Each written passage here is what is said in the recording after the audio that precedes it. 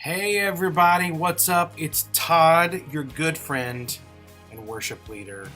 I'm over at the church office, as you can tell, our lavish band green room here, and I am getting ready for Verses.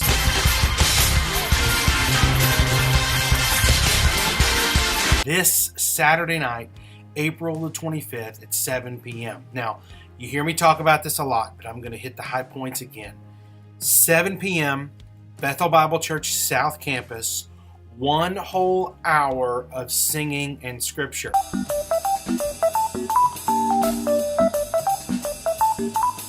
When we start at 7 o'clock, once we start, it's nothing but songs and scriptures the whole time. I don't stop and give a devotional. I don't give you any backstory of the song. I don't go, I wrote this song a couple years ago. It's just pure worship and word for a whole hour. We do it in here in the sanctuary, which means we have a lot of room. People can spread out. People can lift hands. People can shout. They can clap. They can dance. It is a place of freedom. I absolutely love this event. We're doing it every month this year. This is our 4th one. We rehearsed a couple days ago, and I'm going to tell you something. It's good. If you're in the Tyler area, I'm going to make a very special request to a few of you specifically. Number one, if you're a worship junkie, there are some of you out there. I know this because you just cannot get enough when you guys are singing on Sunday morning or Wednesday night or wherever you are, and you are just worshiping, and then it stops and you're like, hey, if that's you, you got to come Saturday night. I guarantee you, you will not leave dissatisfied. Unless you're like a hardcore worship junkie, but there's something wrong with those people who are like, I need to worship for 4 hours to feel close to God. That's not like even good or theologically right. The second type of person I'm inviting to Verses are worship leaders.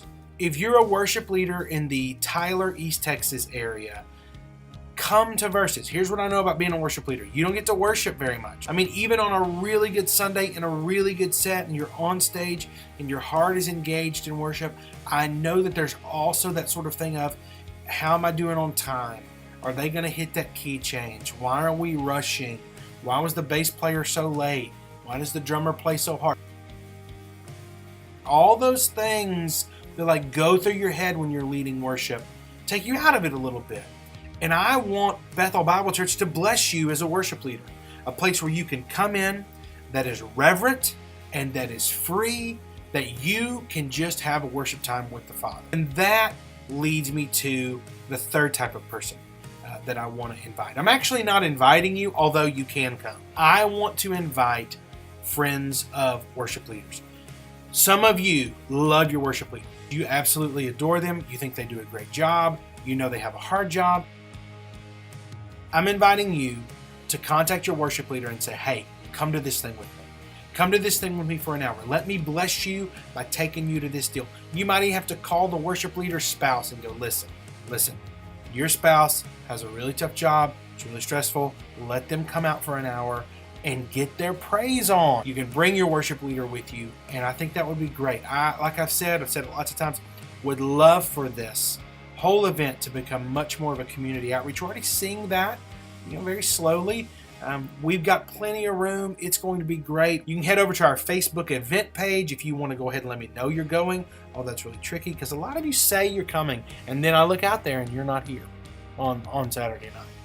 It makes me sad. Go to the event page on Facebook, but do not click it unless you're really coming.